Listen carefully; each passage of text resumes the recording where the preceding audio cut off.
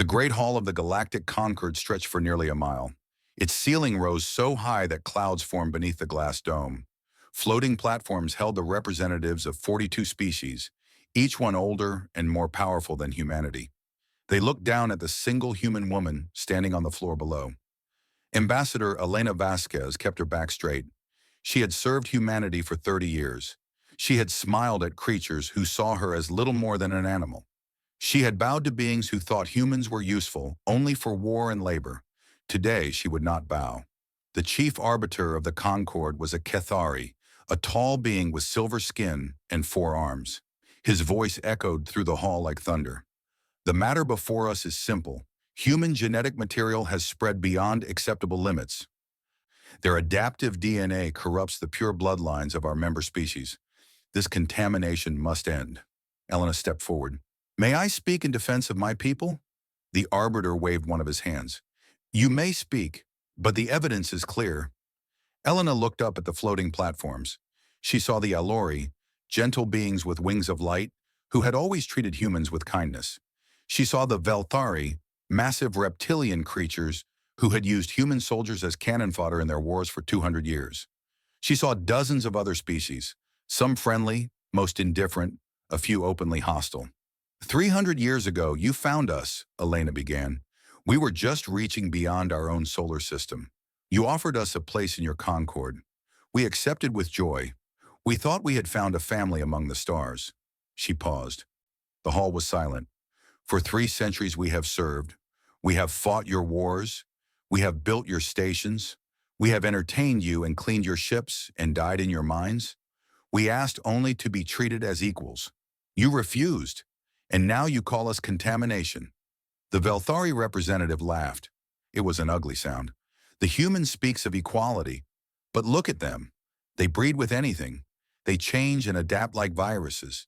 They are not pure. They never will be. Elena turned to face the Velthari. We adapt because that is how we survive. We form bonds with other species because we believe in connection, not isolation. If our children carry traces of human genetics, it is because love does not recognize the borders you draw. The arbiter raised his hand for silence. The Concord has voted. The evidence has been reviewed. Human genetic influence poses a threat to the stability of our member species. The verdict is exile. The word fell like a hammer. Elena had expected it, but hearing it still hurt. Humanity has 90 standard days to leave all conquered space, the arbiter continued. You will surrender all technology that was given or traded to you by conquered species. You may keep only what you developed independently. Any humans remaining after the deadline will be considered invaders and dealt with accordingly. Elena's hands trembled, but her voice remained steady. You are making a terrible mistake. One day, you will need us, and you will remember what you did here. The Velthari representative stood. We will never need humans. You are nothing. You have always been nothing. The galaxy will be better without your contamination. Elena looked at him for a long moment. Then she looked up at all the floating platforms, at all the species that had voted to cast her people into the void. You call us contamination, she said. You cast us out as vermin. But remember this day, remember it well, because one day you will understand what you have lost. She turned and walked out of the great hall. Behind her, the representatives began talking among themselves. Some laughed. Others looked uncomfortable. A few, like the Aelori, looked down at their hands in shame. In orbit above the capital world, Admiral Marcus Chen watched the verdict on his screen. He was 60 years old and he had spent his entire life serving the Concord. He had led human fleets into battle against their enemies. He had lost friends, brothers, and his own son in wars fought for species that saw him as barely more than a useful animal. Now those species were throwing his people away. He turned to his communications officer. Send the signal. Code Exodus. Tell every human colony to begin preparations. We have 90 days. The officer nodded. Her eyes were wet with tears. Sir, where will we go? There is nowhere outside conquered space that can support us. Marcus looked out the window at the stars. Somewhere out there, beyond the borders of the Concord, lay the Shroud. It was a region of space filled with unstable stars, radiation storms, in the ruins of a dead civilization. The Concorde had surveyed it centuries ago and declared it uninhabitable. "We go to the shroud," Marcus said. "Sir, that is suicide. The surveys say nothing can survive there." Marcus smiled grimly. "The surveys were done by species who have never had to fight for survival, who have never had to adapt. We are human. We will find a way." Over the next 90 days, chaos spread across human space. 18 billion people lived on 47 worlds. All of them had to leave. All of them had to pack what they could carry, board ships, and fly into the unknown. Some Concorde species showed mercy. The Allori secretly gave human refugees extra supplies. A few Cathari captains looked the other way when human ships took longer than allowed to load. But others showed cruelty. Velthari raiders attacked refugee convoys, destroying ships full of families. They claimed the humans were violating the terms of exile. No one stopped them. Elena Vasquez worked without sleep.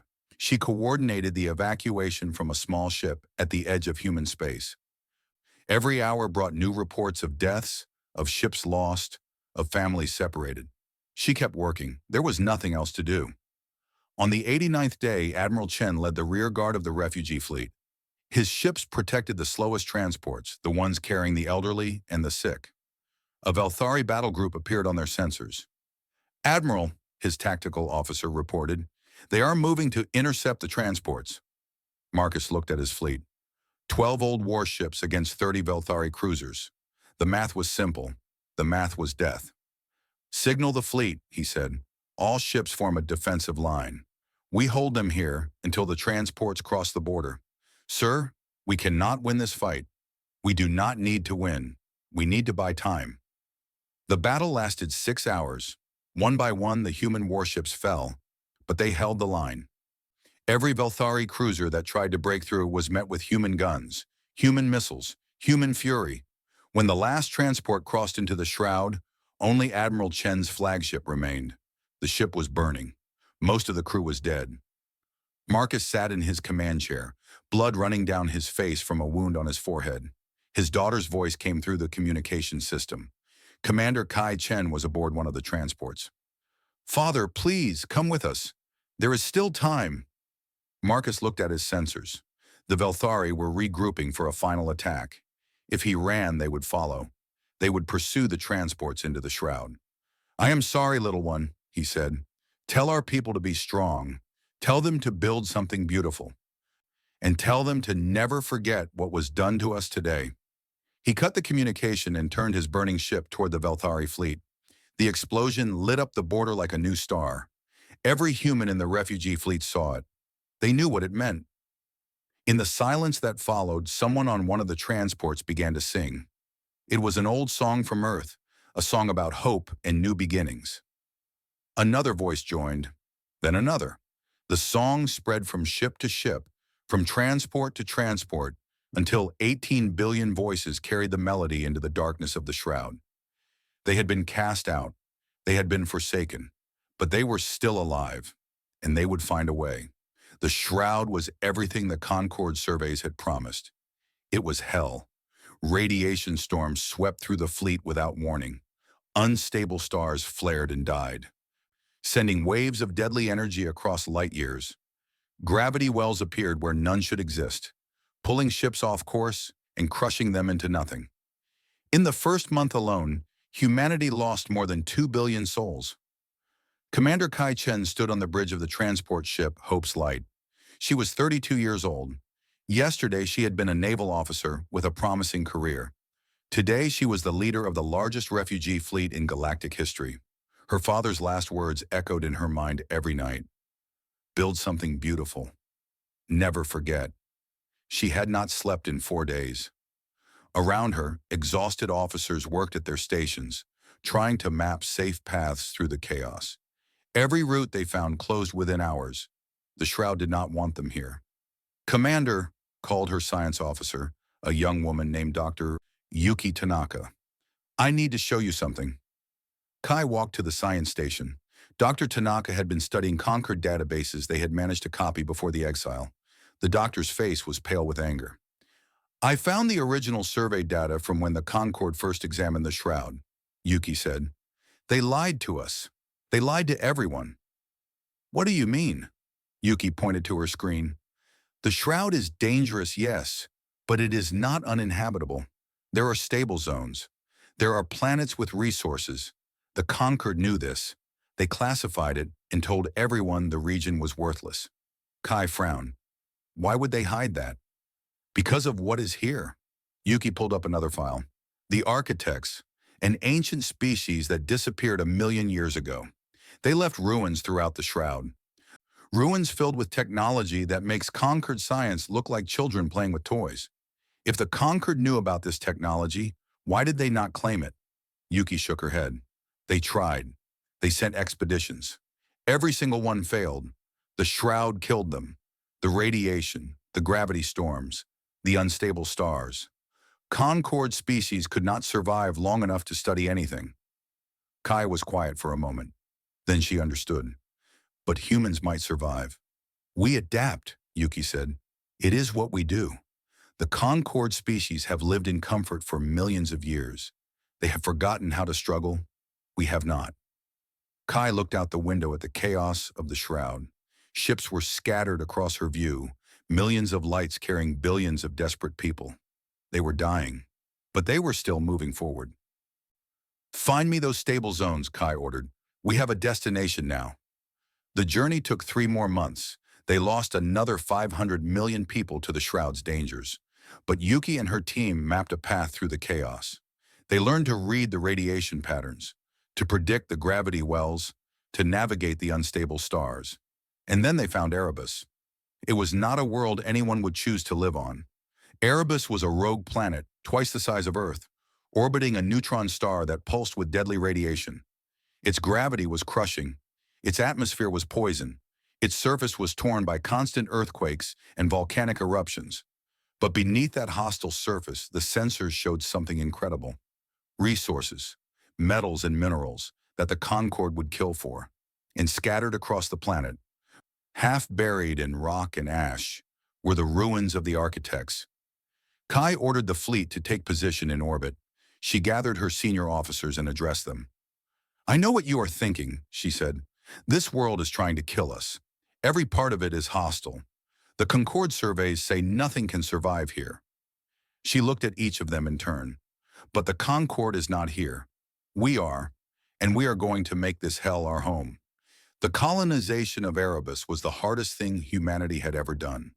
The first landing teams wore heavy suits to survive the gravity and filter the poisonous air. They worked in shifts of 4 hours because longer exposure caused permanent damage. Many died in the first weeks. Cave-ins, equipment failures, toxic gas leaks. Every day brought new funerals, but humans adapted. They always did. Engineers designed new suits that could handle the gravity. Doctors developed treatments for the radiation exposure. Builders dug deep into the planet, creating underground cities where the earthquakes could not reach. Yuki led the first team into an architect ruin. The technology they found inside changed everything. It is a power generator, she reported to Kai, her voice shaking with excitement.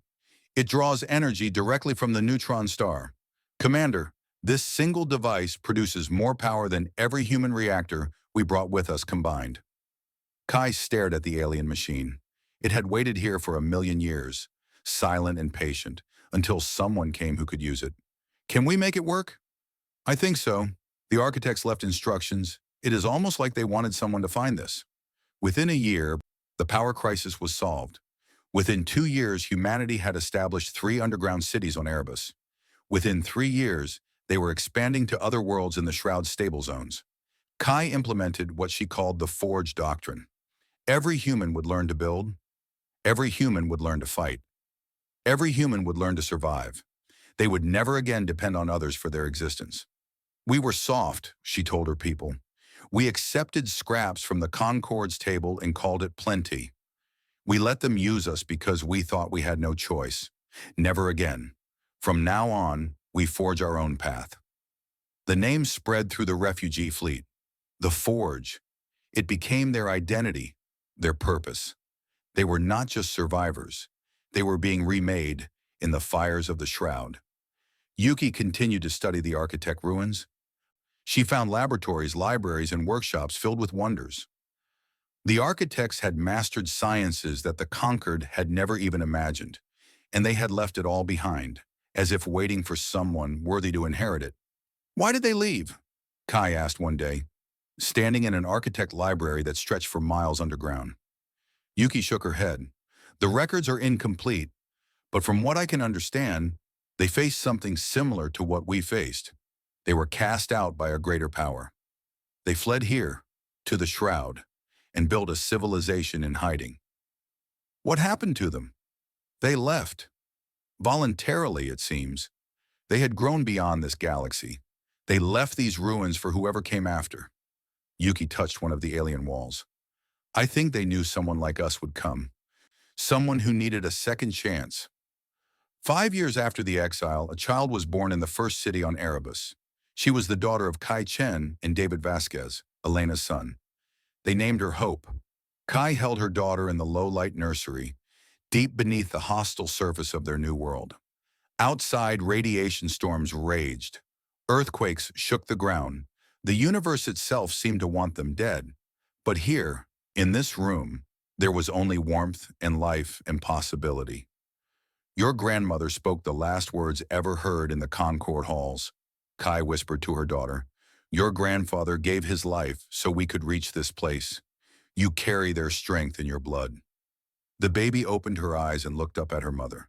One day, Kai said, you will lead our people, and you will show the galaxy what we have become. Not conquerors, not victims, something new, something better. Outside the nursery, the forges burned. Engineers worked on new ships. Scientists unlocked new secrets. Soldiers trained for battles that might never come. The forge grew stronger every day. From the ashes, their new world was rising. 15 years had passed since the exile. The Shroud, once thought to be a death sentence, had become humanity's greatest gift. 200 star systems now flew the banner of the forge. Cities rose on worlds the Concord had declared impossible. Shipyards built vessels that combined human engineering with architect technology. The population had grown to 22 billion, stronger and more determined than ever before. But beyond the borders of the Shroud, the galaxy was dying. Fleet Admiral Kai Chen received a report in her office on Erebus. She was 47 years old now, her black hair streaked with gray. The weight of leadership had aged her, but her eyes remained sharp and fierce. The Cathari plague has reached critical stages, her intelligence officer reported. 3 Concord species are now extinct. The Mulvari, the Thessan, and the Unith. Gone. Forever. Kai closed her eyes. She remembered the Mulvari. They had been artists, creating beautiful sculptures that decorated Concord stations. They had never harmed anyone. Now they existed only in memory.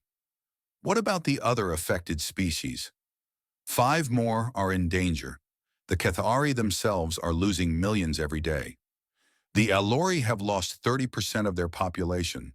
Even the Velthari, with all their strength, cannot stop the spread. Kai thought of the Velthari. They had killed her father. They had laughed as humans died during the exile. Part of her felt a dark satisfaction at their suffering, but only part. And the Concord's response? They have no cure. Their scientists have been working for years, but the plague adapts faster than they can develop treatments. The officer paused. There is something else. Dr. Tanaka believes she knows why. Kai looked up. Bring her in. Yuki Tanaka entered the office. She was 60 now, her hair completely white, but her mind was still the sharpest in human space. She carried a data pad filled with research. The plague is attacking their genetic structure, Yuki explained. It specifically targets species with stable, unchanging DNA. Species that have not evolved significantly in millions of years, which is most of the Concord. Exactly. Their purity is killing them. They bred out variation. They eliminated anything they considered contamination. Yuki smiled grimly, including human genetic traits. Kai understood. The very thing the Concord had feared about humanity was the thing that could save them. Human adaptive DNA, spreading through hybrid offspring, would have given those species resistance to the plague. Instead, the Concord had chosen purity, and now they were dying for it. Can we develop a cure? I already have, Yuki said. It took me 2 years, but I cracked it. The cure uses human genetic sequences as a base. It will need to be modified for each species, but the foundation is solid. Kai was silent for a long moment. Outside her window, she could see the lights of New Dawn, the capital city of the Forge. 22 billion people had followed her into the darkness. They had trusted her to keep them safe. Many of them still carried scars from the exile, still remembered the cruelty of the Concord. If she gave them this cure, she would be saving the people who had cast humanity out, the people who had called them vermin and contamination, the people who had killed her father. There will be resistance, she said finally. Many of our people will not want to help. I know, Yuki replied. The question is what kind of people we want to be. 3 days later, a Concord diplomatic vessel appeared at the edge of the shroud. It was small and unarmed, clearly not a threat. The ship carried a single passenger, Ambassador Thelvex of the Elori. Kai agreed to meet him on a neutral station at the border. She brought a small guard, more for show than protection. The Elori had always been kind to humans. They did not deserve her anger. Thelvex looked tired. His wings of light, once bright and beautiful, had dimmed with age and grief. He bowed deeply when Kai entered the room. Fleet Admiral Chen, thank you for agreeing to see me. Your people showed us kindness during the exile, Kai replied. I have not forgotten. I wish others had shown the same kindness. Thelvex sat heavily in his chair. I will not waste your time with politics, Admiral. The Concord is dying. The plague is beyond our ability to stop. We have come to beg for your help. You know what the Concord did to us. I do. I voted against the exile. I argued for mercy. I was overruled. His voice broke. But the children dying today did not vote. The families being destroyed did not make that choice. Please, Admiral, we will give anything, do anything. Just help us. Kai looked at the old Ilori for a long moment. She thought of her father, dying in fire so that refugee ships could escape. She thought of the 2 billion lost in the Shroud's first deadly months. She thought of every insult, every cruelty, every moment of being treated as less than nothing. Then she thought of hope. Her daughter was 15 now, training to become an officer. What kind of galaxy did Kai want her to inherit? One built on vengeance, or one built on something better? We will help, Kai said. Thelvex stared at her in disbelief. Admiral, we will help, not because the Concord deserves it, not because we have forgotten what was done to us, but because we will not become what you feared. We will not let hate define who we are. Tears fell from the Elori's eyes. I do not know what to say. Say nothing. Just take the cure to your people and tell them that humanity remembers. We remember everything, but we choose mercy anyway. The medical mission launched within a week. Dr. Tanaka led a team of human doctors into conquered space. They were met with suspicion at first, then desperation, then gratitude. Species that had voted for humanity's exile now lined up for treatments developed from human genetics.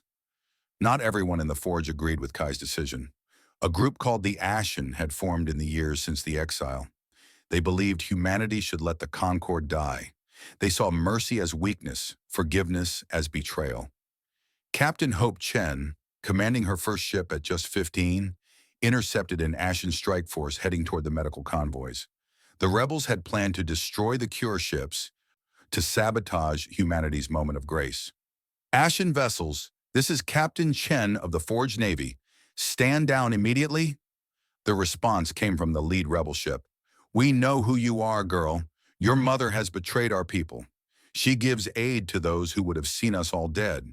My mother saved our people. She led us through the shroud when everyone said we would die. She built the Forge from nothing, and now she shows the galaxy that we are better than our worst moments. Pretty words, but the dead cannot hear them. My family died during the Exodus, killed by Velthari raiders while the Concord watched and laughed. I will not save their murderers. Hope understood his pain. She felt it too, but she also felt something stronger. I am sorry for your loss, truly. But if we destroy those cure ships, we become exactly what they said we were. Dangerous, savage, worthy of exile. Is that what you want? Is that the legacy you want to leave? The communication channel was silent for a long moment. They will never change, the rebel leader said finally. They will use our cure, rebuild their strength, and come for us again. Maybe, but that is their choice to make, not ours. Our choice is who we are right now in this moment. Choose wisely. The battle that followed was short but brutal. Hope's small fleet fought against ships crewed by their own people. In the end, she was victorious, but at terrible cost. Her ship was destroyed. Most of her crew died. She survived only because her first officer threw her into an escape pod at the last moment. When she woke in a hospital on Erebus, her mother was sitting beside her bed. "You did well," Kai said softly. "I killed our own people. You saved millions of others. That is the burden of command. We make impossible choices and live with the consequences." Hope looked at her mother. For the first time, she truly understood the weight Kai had carried all these years, the decisions that kept her awake at night, the ghosts that followed her everywhere. "Was it worth it?" Hope asked. "Saving them?" Kai took her daughter's hand. "The Concord offered us full restoration, all our old territories, reparations, a seat on their elder council. I refused. Why? Because we do not want their counsel. We do not need their approval. We built something better in the Shroud, something they could never have imagined." Kai smiled. "I offered them something else instead. A true alliance, equals working together. No masters, no servants. They called it the New Compact. Did they accept? Not yet, but they will, because we have shown them something they have never seen before. A species that was wronged and chose not to take revenge. A people who turned suffering into strength and strength into mercy. That is worth more than any territory or council seat." Hope closed her eyes. Outside the hospital window, the forges of New Dawn burned bright against the darkness. Their new world was not just rising, it was shining. 30 years had passed since humanity saved the galaxy from the plague. The new compact had grown from a hopeful idea into a powerful reality. 60 species now stood together under its banner. Some had left the dying Concord to join humanity's alliance. Others were new contacts, civilizations from distant regions who had heard stories of the humans in the Shroud. They came seeking trade, knowledge, and partnership. They found a family. Fleet Admiral Hope Chen stood on the observation deck of Unity Station. She was 45 years old, tall and strong, with her grandmother's fierce eyes and her mother's steady hands.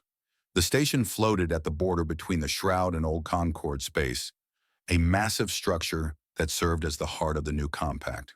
Tomorrow would be the 30th anniversary of the plague's defeat. Representatives from every member species would gather here to celebrate. It should have been a day of joy. Instead, Hope was preparing for war. "The Velthari Dominion has completed their weapon," her intelligence chief reported. "Our spies confirm it is based on stolen architect technology. They call it the Silence." Hope looked at the holographic display showing the weapon's specifications. It was a planet killer, capable of destroying entire worlds with a single blast. The Velthari had spent 3 decades building it in secret, waiting for the right moment to strike. What is their target? Unity Station. They plan to attack during the anniversary celebration. Every leader in the new compact will be gathered in one place. Hope felt cold anger settle in her chest. The Velthari had always been the worst of the Concord. They had pushed hardest for humanity's exile. They had killed her great-grandfather during the Exodus. They had refused to join the new compact, clinging to their hatred and their pride. And now they planned to murder billions to prove a point. "How long do we have?" "The celebration begins in 18 hours. Our sources indicate they will attack within the first hour." Hope turned to her officers. Some were human, others were Elori, Cathari, and a dozen other species. The new compact had built something the old Concord never could: true unity through trust rather than fear. Begin evacuation of non-essential personnel, activate all defensive systems, and send a message to the Velthari Dominion. What should the message say, Admiral? Hope looked out at the stars. Somewhere out there, her mother still lived, retired now and spending her days teaching young officers. Kai had given everything to build this new world. Hope would not let it fall. Tell them we know what they are planning. Tell them they can still turn back. And tell them that if they choose war, They will face the full strength of the new compact. The response came within an hour. It was not from the Velthari military. It was from Dominion leader Krathex himself, ruler of all Velthari space. Humans, his message began, you have poisoned the galaxy with your weakness. You saved species that should have died. You welcomed the inferior into your alliance. You spread your contamination further than ever before. His voice dripped with disgust. Tomorrow we will correct the mistake the Concord made 50 years ago. We will destroy your station, your leaders, and your pathetic dream of equality. And when you are gone, we will hunt down every last human and burn your worlds to ash. The galaxy will finally be pure. Hope listened to the message without expression. Then she deleted it and returned to her preparations. The anniversary celebration began at dawn. Station time. Representatives from 60 species filled the Great Hall of Unity Station. They had come to honor the past and look toward the future. They did not know that death was coming for them all. Hope had not told them. If she ordered an evacuation, the Velthari would know their plan had been discovered. They would scatter and rebuild, waiting for another chance to strike. The only way to end this threat forever was to face it directly. She stood at the podium, looking out at the gathered diplomats. She saw Elori with their wings of light. She saw Cathari with their silver skin. She saw dozens of other species, each one trusting her to keep them safe. Friends, she began, we gather today to remember a moment of choice. 30 years ago, humanity had the power to let the Concord die.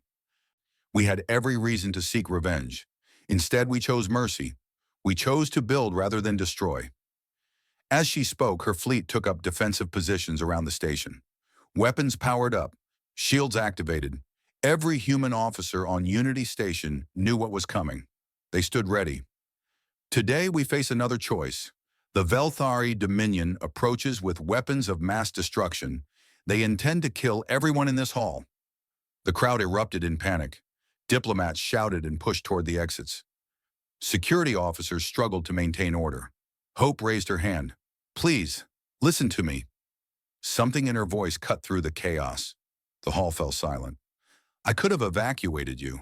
I could have sent you away and faced this threat alone. But I did not, because this is not a human fight. This is a fight for everything we have built together. The Velthari want to destroy the new compact.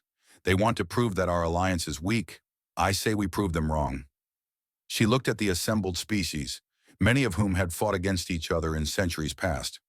Today we stand together, not as humans and Elori and Cathari, not as former enemies or reluctant allies. Today we stand as one people, the people of the new compact. From the back of the hall, an Elori admiral stepped forward. The Elori fleet stands with you, Admiral Chen. A Cathari general joined him, as do the warriors of Cathar. One by one, representatives from every species came forward. They pledged their ships, their soldiers, their lives. Within minutes, the defense fleet had tripled in size. Hope smiled. This was what the Velthari had never understood. This was what the old Concord had never grasped. True strength was not about purity or isolation. It was about connection, about trust, about standing together when the darkness came. The Velthari fleet arrived at noon. 500 warships led by the massive weapon platform that carried the silence. They expected to find a station in chaos, a defense force in disarray. Instead, they found a wall of ships flying the banners of 60 species. Dominion Fleet, Hope broadcast on all channels. This is your final warning. Withdraw now, and there will be peace. Continue your attack, and there will be consequences. Krathax responded personally. Look at you, human. Hiding behind the species you have corrupted. You think this alliance will save you? We will burn through them to reach you. Then come, Hope replied, and learn what we have built. The battle lasted 6 hours. The Velthari fought with savage fury, their ships crashing against the defensive line like waves against a cliff. But the new compact held. Elori fighters danced through enemy formations. Cathari cruisers absorbed damage that would have destroyed any single species' ships. Human tactical coordination kept the fleet working as one. And through it all, Hope commanded from the bridge of her flagship. She remembered everything her mother had taught her. Every lesson her grandmother had learned in the halls of the old Concord. Every sacrifice made by generations of humans who refused to give up. When the Velthari weapon platform finally broke through the defensive line, Hope made a choice. All ships, concentrate fire on the weapon platform. I am going in. Her flagship accelerated toward the massive structure. Enemy fire tore at her shields, ripping through armor and bulkheads. Crew members died around her, but she did not stop. Admiral, her first officer shouted, the ship cannot take much more of this. We do not need the ship. We need to get aboard that platform. The flagship crashed into the weapon platform's docking bay, tearing through metal and machinery. Hope led a boarding party into the heart of the enemy vessel, fighting through Velthari soldiers with weapons in both hands. They found Krathax in the command center, standing before the controls of the Silence. The weapon was charging. In minutes, it would fire. You cannot stop it, Krathax said. Even if you kill me, the weapon will destroy Unity Station. Everything you have built will die. Hope lowered her weapon. I am not here to kill you. Krathax laughed. Then you are a fool. Maybe, but I am also offering you something no one else will. A choice. She stepped forward, hands open. Your weapon can destroy one station. Then my fleet will destroy your dominion. Your people will be scattered, hunted, destroyed. In 100 years, no one will remember the Velthari existed. She looked into his eyes. Or you can stop this. Now. You can choose to live. Your people can choose to live. The door to the new compact is still open, even for you. Krathax stared at her. His clawed hands trembled over the controls. Behind him, the weapon hummed with terrible power. Why, he demanded, after everything we have done, after your father, after the exile, why would you offer us mercy? Hope thought of her grandmother, speaking the last human words ever heard in the conquered halls. She thought of her great-grandfather, turning his burning ship toward the enemy. She thought of her mother choosing to save a galaxy that had tried to destroy her people. Because mercy is not weakness, she said. Mercy is what separates us from you. Mercy is what makes us stronger. And mercy is what you will remember for the rest of your lives when you think about what humans truly are. The weapon powered down. Krathax fell to his knees, defeated not by force but by something he had never understood. The Velthari Dominion surrendered within hours. Its military fractured. Its civilian population, tired of war and hatred, requested membership in the new compact. On Unity Station, representatives from 61 species gathered to welcome their newest members. Among them was an old Aelori named Thelvex, who had traveled from his homeworld to witness this moment. He found Hope standing alone on the observation deck, watching the stars. Your grandmother would be proud, he said. Hope smiled. She always said we would show them who we truly are. I think we finally have. What happens now? Hope looked out at the galaxy. Somewhere out there, the ruins of the old Concord still drifted. Somewhere, species who had rejected the new compact still clung to their fears and their prejudices. But the tide was turning. The light was spreading. Now, she said, we keep building. 100 years had passed since the day humanity was cast out of the Concord. 100 years since Elena Vasquez stood before the tribunal and spoke words that would echo through history.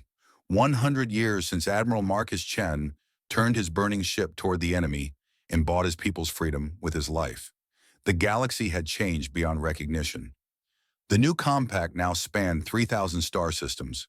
112 species stood together as equals, sharing knowledge and resources, protecting each other from threats both known and unknown. The old Concord had crumbled into a collection of small, isolated states, remnants of a power that had once ruled the galaxy. Ambassador Maya Chen Vasquez walked through the halls of Unity Prime, the great diplomatic center at the heart of the compact. She was 30 years old, with her family's dark hair and determined eyes. In her blood ran the legacy of 5 generations of leaders who had shaped humanity's destiny. Today, she was returning to the place where it all began. The journey to Ethon Prime took 3 days by modern ships. The world had once been the capital of the Concord, home to the great tribunal that had condemned humanity. Now it was a minor member of a minor coalition, struggling to maintain relevance in a galaxy that had moved on without it. Maya's shuttle landed at the old spaceport. The structures around her were ancient and crumbling, maintained only enough to remain functional. A small delegation of local officials waited to greet her. Ambassador Chen Vasquez, the lead official said, bowing nervously. He was a Kethari, one of the species that had voted for humanity's exile. Welcome to Ethon Prime. We are honored by your visit. Maya smiled politely. Thank you for receiving me. I have come to see the old tribunal hall. The official's silver skin paled slightly. Of course. We have preserved it as a historical site. This way, please. They traveled through the city in silence. Maya looked out the window at streets that had once bustled with representatives of 42 powerful species.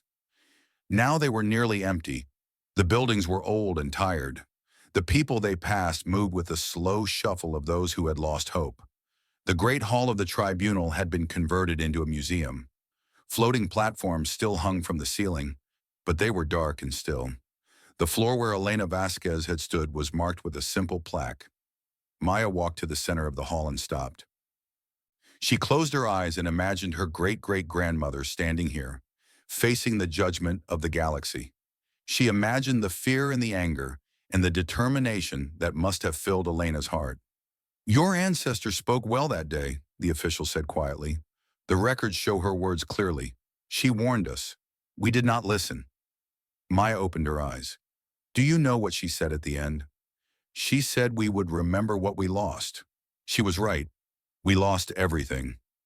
Maya reached into her bag and pulled out a small object. It was a plaque made of metal forged in the fires of Erebus, inscribed with words in 100 languages.